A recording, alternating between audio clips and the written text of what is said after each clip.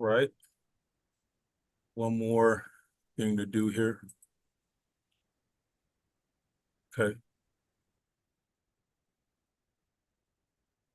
Okay. See this. Okay. We are on, my friend, and good day, good day, good day to everybody. And welcome again to the Speak Your Truth with Mark Ross podcast. I am here with my good friend and partner in crime. I will call him my partner in crime. His name is Wayne Brown. He's from Buffalo, New York. Cold as hell up there. And we're here just to have a mental health discussion. Uh, so, Wayne, welcome to the show. I really Thanks. appreciate this. Thanks so much for having me, Mark. Yes. Uh, Tell us about who you are and what you do, Mr. Brown. I am a family therapist who specializes in trauma and families.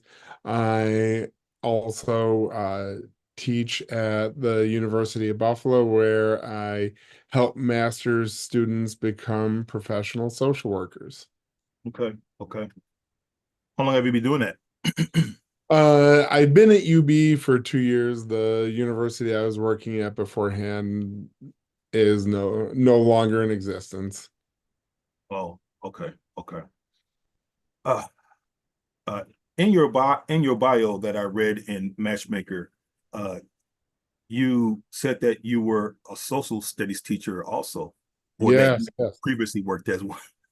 Yes, I used to teach in the city of Buffalo, high schools, middle school and high school. I taught social studies 7 to 12, and I taught officially from seventh grade to 11th grade over the course of my career. Most often in more financially challenged neighborhoods, Mm, more neglected schools, schools that struggled with passing ratings, stuff like that. yeah. Uh, so it was a lot of teaching kids why they should care about social studies before names and dates. Well, I wonder how difficult was that to teach that particular course to the kids? I think in my first ever teaching position, the special ed teacher who pushed into my classroom used to tell me that I was a social worker who was cosplaying as social studies teacher. And I think they were right, because so much of working in financially troubled districts and districts where you have a significant number of children who do come from more challenged neighborhoods, the value of the information to just teach it as heroes and holidays, I think, is lost on the kids. Yesterday was actually our first day of class for this semester. And one of the things I was talking with my students about is because I have a lot of them who are interning at various middle and high schools around the area. And I was talking with them about the importance of being person-centered, about being with the client, and because not all of our clients are here because they choose to be. Frequently, we get clients who are here because someone else chose them to be. And how do we get them to engage? And it turned into a discussion of, if a child has an empty belly, or a child has to go home and raise their younger sibling, or a Mm, child is going home and no one's home because one parent is incarcerated and another parent is working doubles. Why the hell do they care about what years George Washington was president? mm.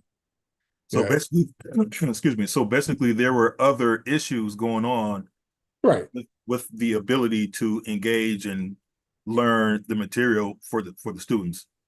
right. There's an old line in social work that people don't care how much you know until they know how much you care. Mm, mm. Got to pause on that one. And if you're operating as a counselor, as a therapist, as an advocate in any way, and you're not living in that space, then you're not doing service to your cause. We're in the middle of an election cycle, and I think it's important for the politicians to remember, because we're always in an election cycle, that kitchen table issues are the only issues that people vote on. They may say that they care about what's going on in Gaza. They may say that they care about what's going on in schools. They may say that they care about any number of other issues, but they care about those issues because they're conversations that are important to be having at their kitchen table. Yeah, I would imagine that each kitchen table discussion would be different, Exactly. So Exactly. yeah, yeah, yeah. How did your upbringing, and I want you to expand about your upbringing because you share this with me in Yeah, our yeah. initial interview, but did your upbringing play a role into your path in becoming a counselor, Wayne? Well, I grew up in a medical disaster, to put it politely. Um, I'm actually in medical journals somewhere in the dusty archives of the mid late 1900s, where I was the first child born, to my knowledge, born without an active functioning thyroid, and go on to lead a healthy and productive adult life. When I was born, the common procedure for someone who had an inactive thyroid, or a misacting thyroid, as mine was essentially to institutionalize the child until eventually they just died. It's die, yeah. And my pediatrician, by tremendous luck, happened to be reading a journal article about experimenting with synthetic thyroid in infants. And he said, "Hey, this is really our only shot. What do you say?" Obviously, my parents said yes. And proceeding for the next dozen and a half years of my life, I lived practically at Children's Hospital of Buffalo. And while I'm pretty sure my pediatrician is retired, Margaret McGillivray saved my life. Mm, And she advocated for me in a way that very few doctors, I think, do these days, because medical has changed so much. But she was a fixture of my childhood life. And without her passion and her deep commitment to my own physical health, I mm, don't know that I would be where I am today. right, right. Wow. Um, I Now, was taught to be an advocate from a very young age. I see that. I see that. And it should be important to note that what you told me about the thyroid issue is Andre the Giant had that same issue. No, he had a different issue. He, yeah, that's the postscript that's kind of funny. I mean, kind of funny if you have a horribly dark sense of humor like myself. Uh, I was born with this inactive thyroid, and as I grew older, as I hit into my 20s, I developed a pituitary tumor that was the same tumor that Andre the Giant had, and that tumor resulted in an overproduction of growth hormone. So, where I was an infant, and the doctor said that I was going to grow up to be severely term from the 1970s, mentally retarded Oh, and extraordinarily undersized, which I am 6'3" right now, and I like to consider myself fairly well educated. Um, very educated, sir. and fast forward a few decades later, and I end up with a tumor that results in an overproduction of growth hormone. So if you don't find the sense of humor in that, Yeah. Wow. Okay. So needless to say, the medical experiences that you had, it kind of led you down a path of self-discovery. So Yeah, because on both ends of those, I was considered extraordinarily anomalous. And in my medical experiences, I've worked with some amazingly caring and compassionate advocates in the medical system. And I met a lot of people who are just doing their jobs. yeah. And as a therapist, I've worked with some of the best therapists I could ever hope to work with. And I've met with some people who are just doing their jobs. Yeah. And so, yeah, when I work with my students, it's very much of the mindset of do more than just checking a box. Because we are, as social workers, we have the tremendous honor and responsibility of being the first face they see, or one of the first faces they see after what may have been one of the worst days of their lives.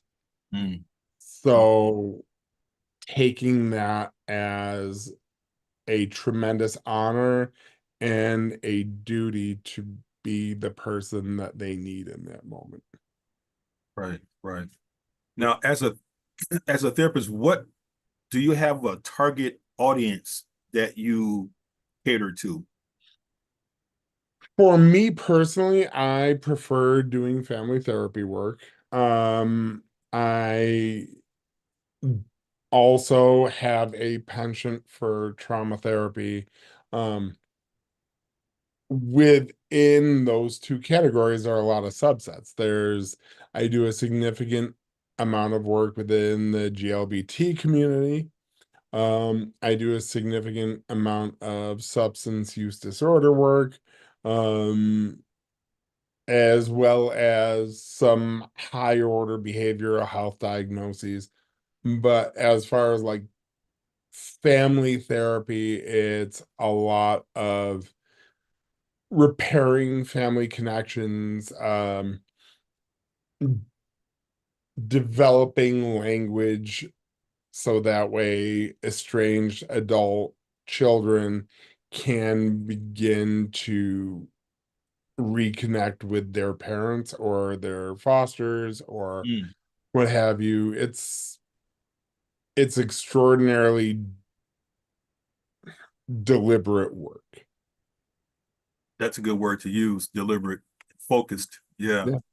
yeah. And sometimes you're going to have situations where as the therapist, you make a recommendation, and one or both or multiples of the parties are just like, no, I'm not interested in that.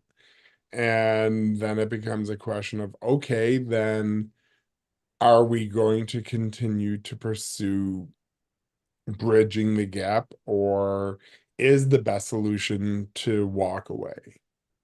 And it's always interesting to see what motivates people because that estrangement happened for a reason.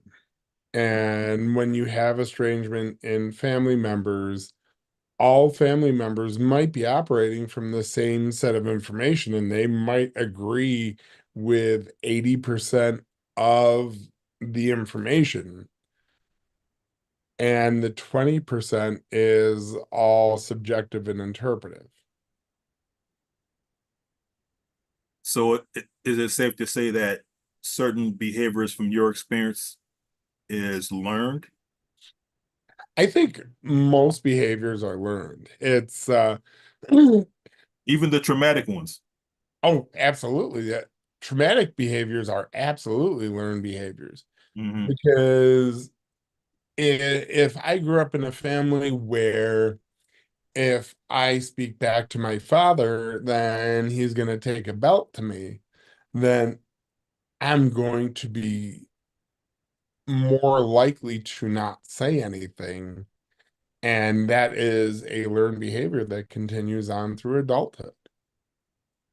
We have most of our behaviors based on what we learned when we were very, very young. Our attachment style, how we connect with other people, is usually determined before our second birthday. Mm. So people who are more open, people who are more comfortable around others, people are more willing to be social, to be connected, are people who grew up in ostensibly healthy families. People who are more guarded, people who are less likely to just give trust willingly, there's a reason why. One of the things that I frequently remind people is that all behaviors have a function. Yeah, and whether it's pounding a quart of gin when I'm nervous, or whether it's going to hang out with my kids because I had a stressful day at work, both of those are behaviors based on function. It is going to benefit me somehow. Mm. Now, do all behaviors actually result in positive outcomes? Obviously not. And if that's the only if that's the only response that I've learned, if that's the only way that I know how to manage my emotions, my behaviors, that's what I'm gonna do. Hmm. Hmm. Did you ever experience any difficulty working with children? Oh yes. Yes. Before I was in private practice, I worked for a child and adolescent mental health clinic that specialized in high risk circumstances. And so I've worked with a lot of children and adolescents who experience suicidality, who experience self-harm, who uh, have considered or have attempted running away, as well as many other behaviors or engagements. Yes. Mm. Mm. What about those children that have a history of suicidal ideations? It's it's extraordinarily common. It's more common than people would like to think. Mm. And it's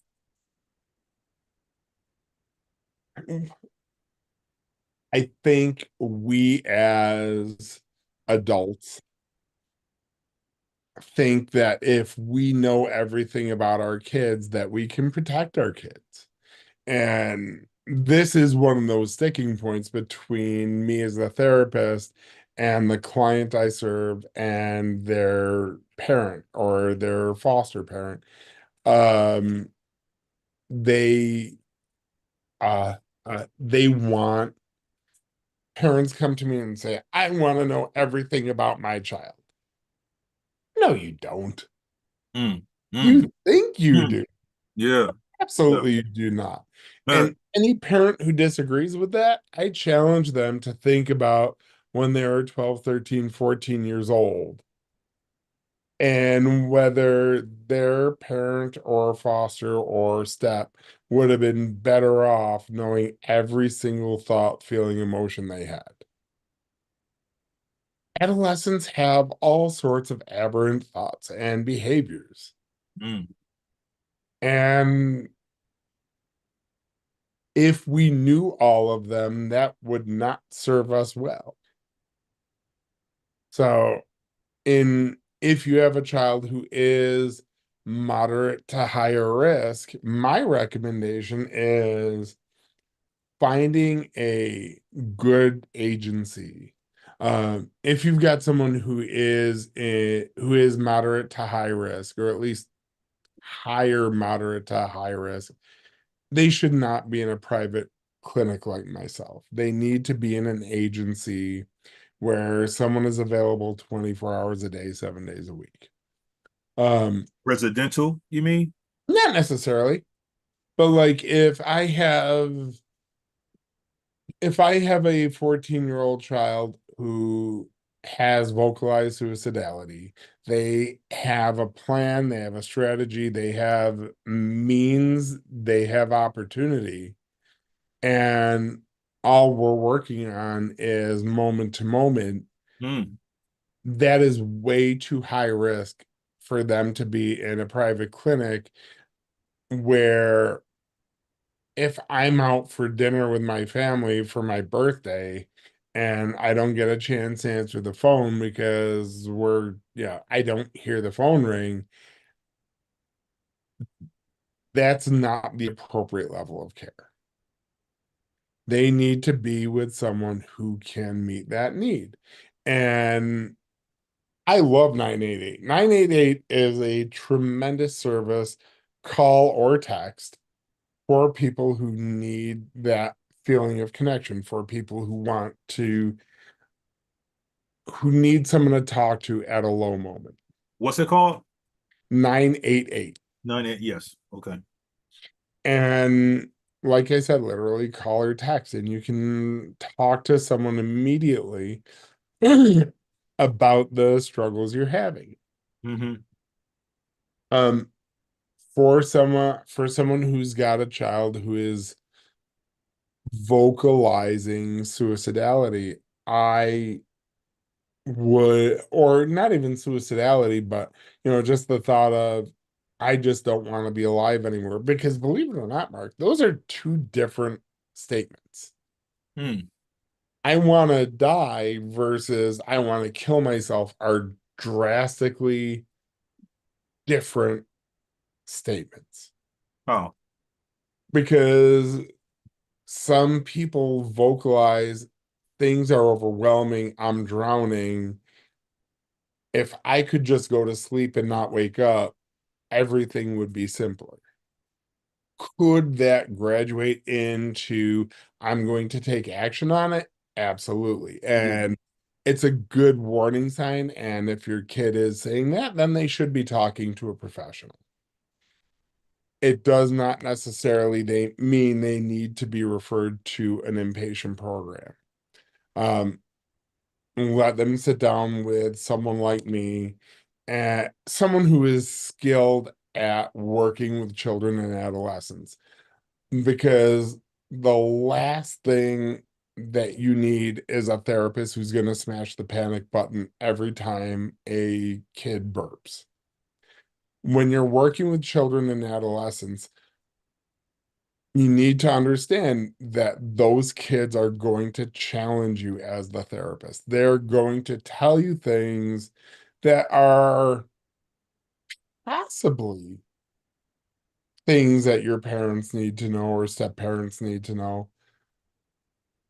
But they say, I don't want them to know this yet. A child has rights to say what they want told to their parents and not want told to their parents.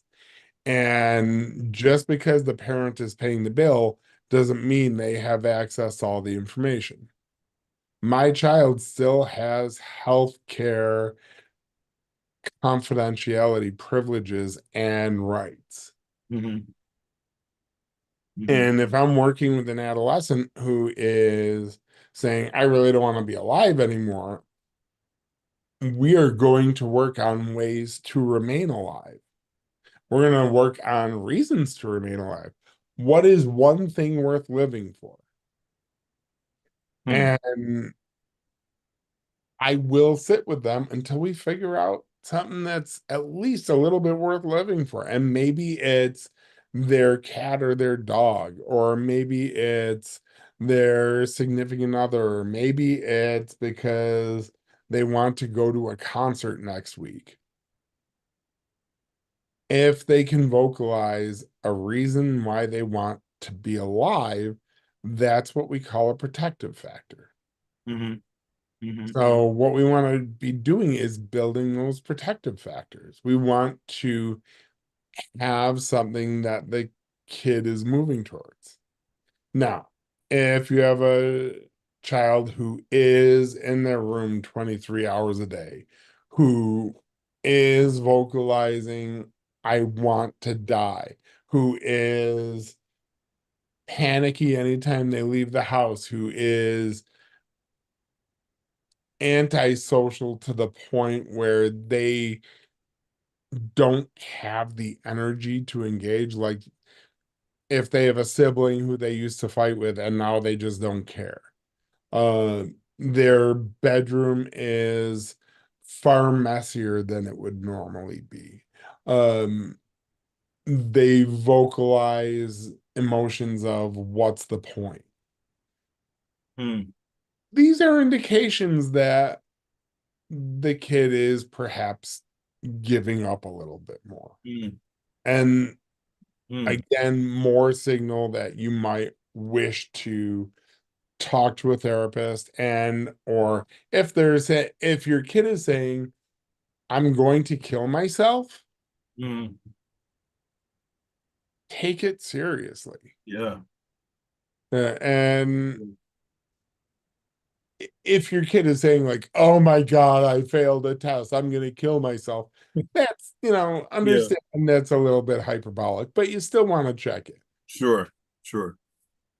But if they're behaving in a lower behavior, if they're behaving in a way where they are vocalizing desire to not be alive anymore, and they are doing the things to prepare for it, they Yeah. need to be talking to someone. Yeah. And No. they need to be talking to someone that will keep their confidence.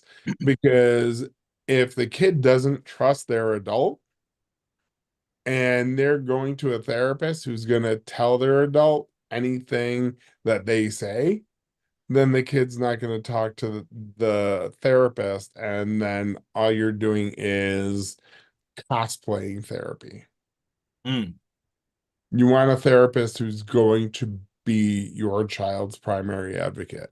And if they're not a high risk and vocalize that they're angry, sad, mad, mm-hmm. and they don't want their parent or step parent or what have you to know, that the therapist keeps that secret. If they can't keep the secret, then they're not the correct therapist. Yeah. There shouldn't be that person's therapist at all. The I kid agree. needs someone who they can trust above Yeah. all else with their deepest, most important secrets. Agreed. Agreed. Uh, you mentioned something that made me think about this when you talked about how trauma and behaviors are learned. I Mhm. think you referred to that in your bio as generational trauma. Yes. And generational trauma, in my opinion, is very real because you are right. There are certain things, including trauma, that we learn from our Mhm. parents or whoever Mhm. growing Mhm. up, right? So, but I want to ask though, and I feel that this plays a big role into a kid's trauma, but how do you think the environment plays a role when it comes to trauma with a kid? The more tense that a home is, the more the child is going to fit. Are children are concrete thinkers. They think extremely literally. Yeah. So a parent who becomes angry and says, "Why are you so stupid?" Because they grew up hearing, "Shut up, dummy," is going to Mm, internalize that mm, as I am stupid. Mm. And words matter with children. Yeah, I've had Words matter, period. correct. Absolutely. And with when we are adults to younger people, it is so important. But like if we as adults can think back on our childhood and think of some adult in our lives, be it a teacher, be it someone in our home, be it someone who was dating one of our parents, what have you. And they said hurtful, mean things that we're still carrying around. Being aware of that and bringing it forward to our children is essential. Yeah, understanding that the things that cut us will also cut our children. But Words are he- weapons, yes, and sir. words used uncarefully can cause permanent damage. Yes, sir. Something said in the heat of the moment can rattle around for an extraordinarily long time. And it can affect how that person views themselves, how they view other people, how they view certain family dynamics, you know. This gets back to what I said earlier about attachment styles. If someone feels that they are safe growing up, they are more likely to be trusting of others. If a child grows up in a family where parent is chronically late in picking them up from daycare, where parent goes out constantly at night and doesn't worry necessarily about having a babysitter, where uh there's just that responsibility gap. Those children are going to develop insecurities where possibly they see adults as untrustworthy. And it can go a couple of paths. It can go where I'm going to constantly be craving your attention and doing things for you and proving myself to you in order that you love me because I need to do things for you in order for you to love me. So stay, stay, stay, please, please, please. I will give you, I will give you, I will give you. Same scenario, opposite response. People are untrustworthy, people are unsafe. Screw everyone, no one's getting close enough to hurt me ever again. Mm. It's the same scenario. It's just how they internalize what their protective factors are. Am I going to protect myself by being the best possible, nicest, kindest person ever? Or am I going to protect myself by keeping everyone out? Mm. Hmm.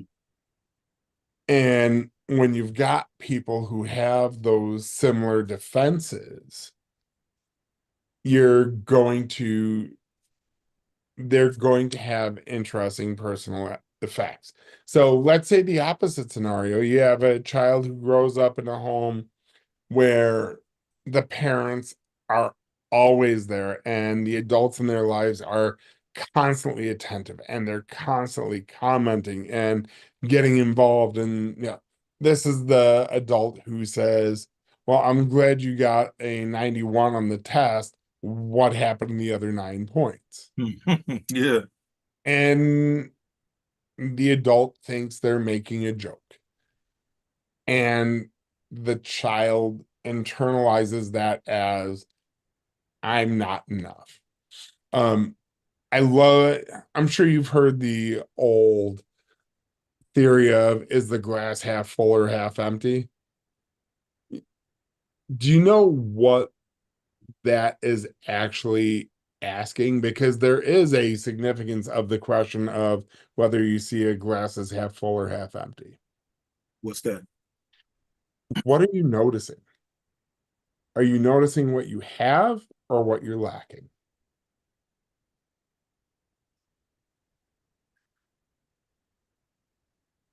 Wow. So if I'm thirsty and I have half a glass of water, I might see it as, oh, cool, I'm thirsty. I got some water. Phew. Right.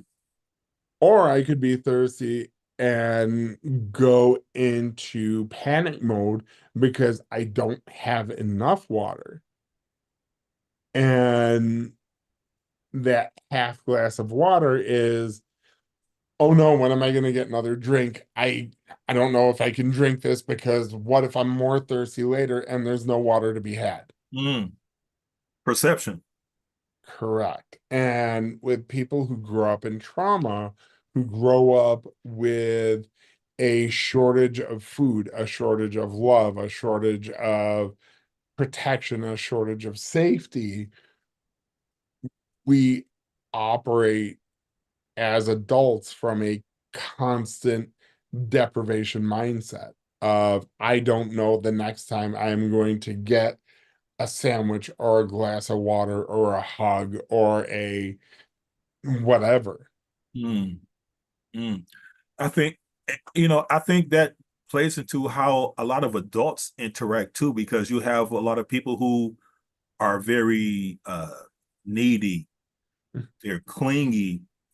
The person can do bad things to them, but yet still they stay there because they have that fear of uh not being with somebody, or being that attachment issue, Mhm, you mhm. know, that they'll just take abuse just for the sake of being attached to somebody, simply It's because, like, also the I will hug you into loving me. yeah, yeah, and yeah, perspective is something else, isn't Right. it? Right. So when you're dealing with family therapy, when you're dealing with family trauma, then you add in, yeah, so many children who grew up in families of substance use, they the children see themselves as, my family member is choosing the liquor over me because I'm not good enough, or the parent is out getting high because I'm a bad child. Children of divorce who, I've actually talked to children of divorce, adult children of divorce, Mm. who will not talk to their other parent because in the process of the divorce, in one angry moment, one of the parents said, we're getting divorced and it's your fault. And they said it once in the heat of the moment, and they forgot they said it. And it was in context of a 5 minute long speech. But those three words is all that the child heard. Right, right, right. Hmm. So doing family therapy is a lot of interdimensional effectiveness. and and which leads me to, I'm just thinking out, what are your thoughts about uh, children and teenagers that are LGBTQ, and the trauma that they've experienced? Is it comparative to those that are not, or different? This is such a complicated question. I'm sorry. No, no, no, don't be sorry. I love complicated questions. Um, Here's what makes it complicated is I grew up in a time where AIDS was still known as GRID. And for your younger viewers and listeners, GRID stood for gay related immunodeficiency. When we grew up, being gay meant you had a target on you. And Yeah. so we grew up with a different value system, and the government of the time taught us that being gay was bad. So it was socially acceptable to be unkind to individuals who were not cisgender heterosexual. And that simply means that they identify as their birth gender and that they date opposite gender. Advance to today, and the cultural awareness of gender fluidity is absolutely wonderful. One of the benefits in living in a more progressive city is that our children are more likely to grow up with peers who absolutely do not care how they identify as far as who they want to date or how they want to dress. There's the children don't present a barrier. Mm. It's the adults in their home that present the primary barrier. So if the adults in the home are of my generation and are still very much of that mindset that anything less than straight cisgender engagement is wrong, bad, sinful, what have you, they are going to again act on their trauma, Mhm. and they are going to try to actively protect their child because they love their child, not because they hate their child, because they love their child and they're worried for their child. So they try and scare them into being straight. And they try and intimidate them into being straight, not from a hateful place, but from an extraordinarily loving and somewhat misunderstood place. Yeah. But this is where it comes to having the space as a family therapist to let the child of the adult child of the preacher's kid vocalize, I am so scared because my child's gonna burn for eternity in hell, and I love them and I want them to be safe.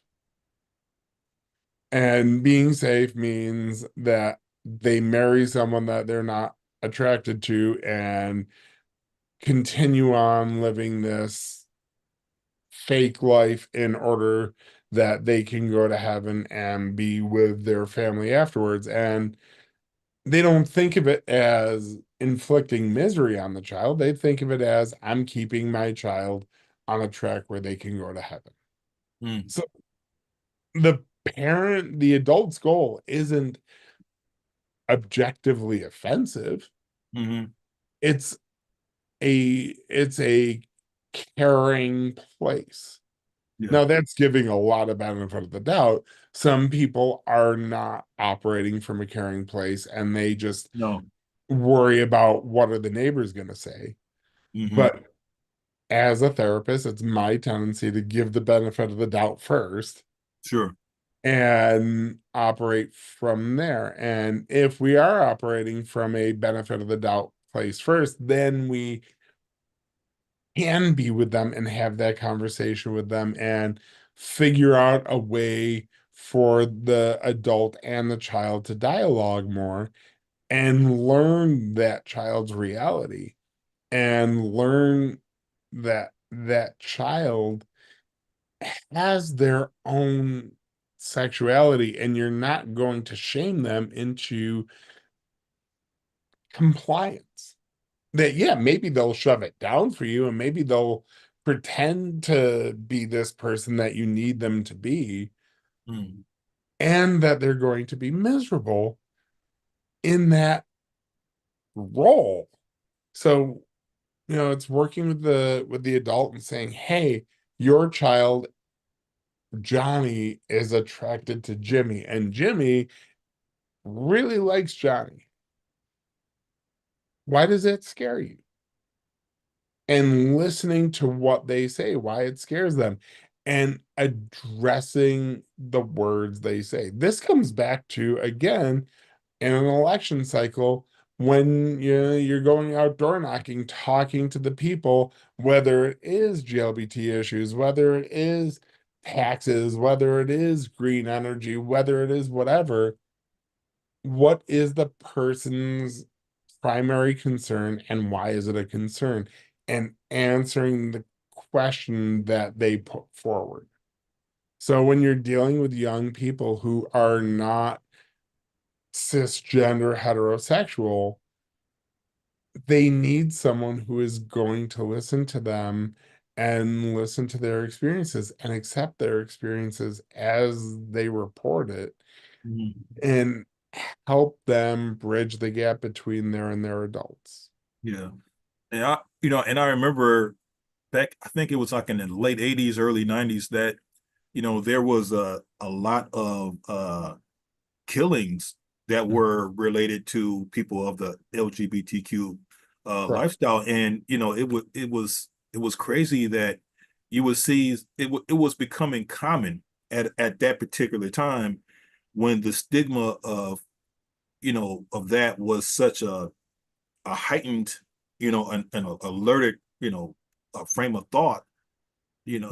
that people just some people just, like you said, they tried dating other people that they knew in their hearts they didn't like, but they didn't want to have that stigma placed on them or be persecuted for being who they are. And If you think it's better today, you should talk to people who identify as transgender. There was a they're getting event killed now. there was an event at a children's bookstore near my home recently where every few months they do story hour, and it's literally just story hour, and this transgender individual who's a lovely person comes in and reads a story with the kids and mingles for a few minutes and goes home. And the amount of God-fearing people standing across the street screaming some of the most hateful, horrible things was utterly shocking to me, except it wasn't shocking. Mm, I I understand. would love to think that we've moved beyond the days of Matthew Shepard, where That's it's what.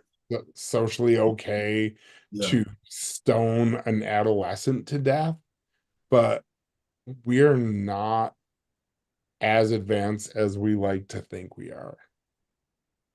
And I have many transgender friends who do not feel safe Yeah. to go out in areas that they are not familiar with for fear of who is going to harm them.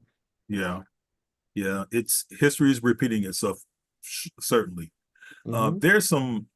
There's a stat here that, or it's two that I wrote down that I want to share Yeah. when it comes to the youth. Uh, the Trevor Project's 2020 national survey reported that 1 in 3 LGBTQ youth have been physically harmed, Mhm. threatened or harmed due to their identity. Yep. Period. Mhm. An estimated 29% of LGBTQ youth have been kicked out of their homes, Yep. run away, or become unhoused. Yep. I would like to add to that Yes. the 2022 US Trans Survey, which is available at ustranssurvey.org, where this survey interviewed 92,000 plus transgender people.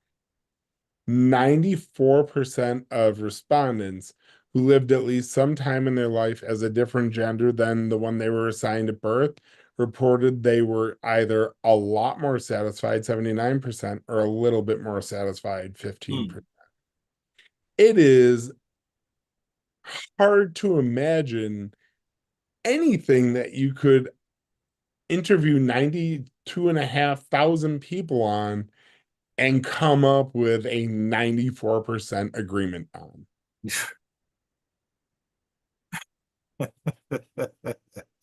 I don't think you could interview 93,000 people on whether or not they like chocolate and get a 94% approval on something. And I love chocolate. Too. That's why I use that. So what I'm saying is, yeah, I respect the fears that parents have, that adults have, that grandparents have. I respect that fear. And if you want to keep your child in your life, if you want your child to grow up to be happy and healthy, conversation is essential. Everything starts at the ability to have a conversation and to have similar definitions for words. Yeah. Because parents, adults in children's lives vocalize, all I want you to be is happy and healthy. Okay, but if we don't agree on what happy and healthy looks like, then we're not operating from a similar language. Hmm. So communication above all else is essential. Yeah. Was there ever a time that you felt overwhelmed in your profession? Yes. I love what I do.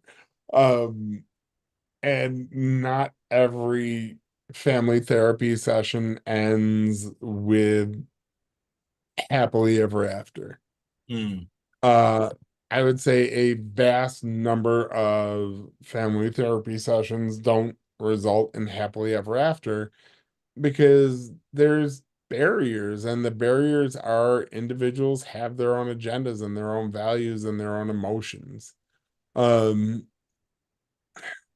it's we want to do the best we can do, and we hope to build bridges and we hope to build connections, and understanding that the goal at the start of working together might not be what we end up achieving, and that still has to sometimes better has to be good enough, Mhm.